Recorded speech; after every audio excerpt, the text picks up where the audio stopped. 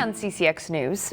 There being 67 members present, there is no quorum as required by the Constitution of the state of Minnesota. Mr. Secretary. The House may not conduct any further business, and the House of Representatives is adjourned. An unprecedented boycott in the Minnesota House as tensions rise and frustrations mount. DFL leader Melissa Hortman of Brooklyn Park says Republicans are playing fake house, while Representative Kristen Robbins calls the DFL no-show a constitutional crisis. This weekend in Newsmakers, Corey Bork sits down with local state Representative Cedric Frazier of New Hope for his perspective. Well, Representative Cedric Frazier is joining us now. Thanks so much for being here. It's certainly been an unusual week at the state capitol, to say the least. Also, we've heard from Governor Walz now with his budget proposal. It calls for lowering the state sales tax rate for the first time in state history, while also expanding taxes to more professional services. I guess, what is your thoughts on the budget proposal, and is it a good place to start? I think the governor is trying to strike a balance with listening to what Minnesotans have said, and also what's happening around the country is that times are hard right now, prices are high, and people are really looking for some type of relief on that.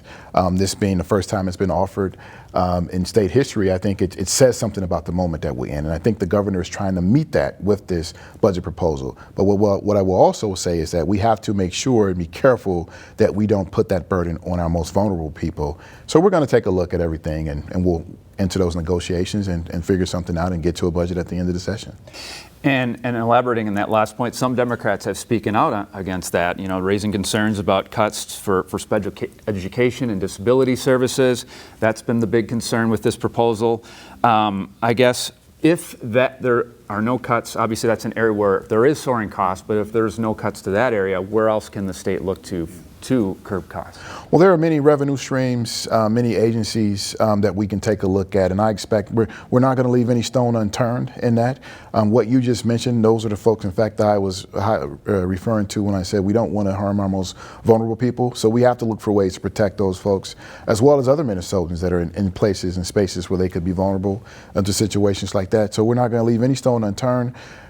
We'll get to the table and negotiate this, and I'm sure there'll be several proposals after this, but I'm confident we can get to a good space where we can make sure we're protecting all Minnesotans.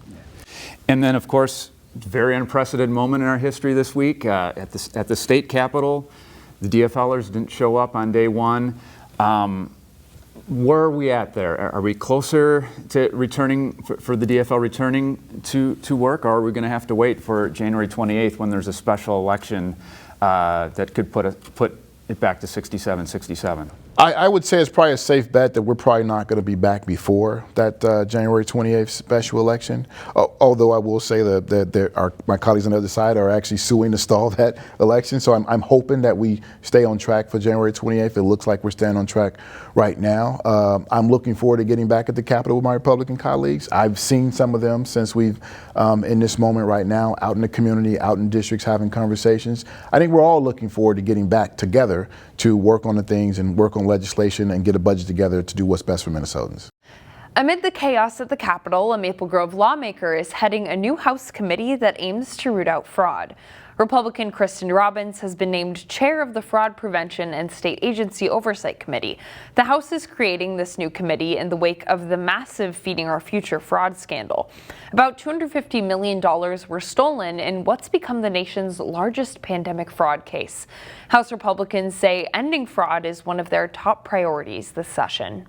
As we've seen over the last many years, there's been a lot of fraud and misuse of taxpayer funds in the state of Minnesota, and the legislature has never had a vehicle for oversight. So I really think this is a separation of powers issue, and I hope it will be bipartisan. Governor Tim Walz recently signed an executive order creating a new financial crimes and fraud section in the Bureau of Criminal Apprehension. He's also asked lawmakers to consider a $39 million anti-fraud proposal. Rock climbing enthusiasts now have a place in the Northwest Metro where they can get in some practice and a good workout in the process. In this edition of Business Matters, Delane Cleveland takes us inside Plymouth's Big Island Bouldering. This is what we call Big Island because right out of the gate it slaps you in the face. Right when you see it, it's the first thing you see. Exercise can take on many different forms. It's like boys can be boys, just climb. There aren't many workouts quite like indoor bouldering. It's mental and physical strength. It's just something different from our normal day-to-day, and everybody likes it. It's something that we're all excited to do. Oh, that's how. They like it because it's challenging and family-friendly, even if there is a 100% chance that they're going to fall. When you fall, because you will fall, you'll fall from, maybe 15, 16 feet in the air, but you'll land on foam padding that'll absorb the energy.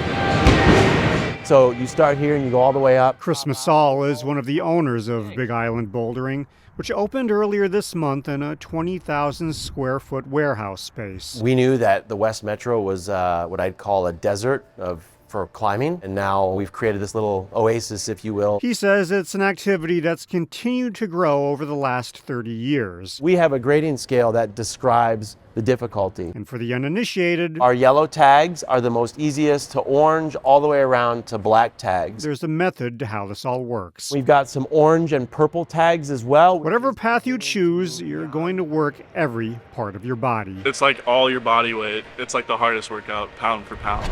In the early going, Big Island Bouldering has been a huge draw for families. As soon as they put something out there that they were opening, I immediately emailed.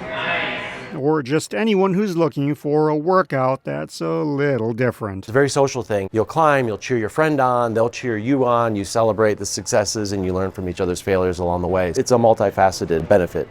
Prices for a day pass range from $17 for youth to $26 for adults.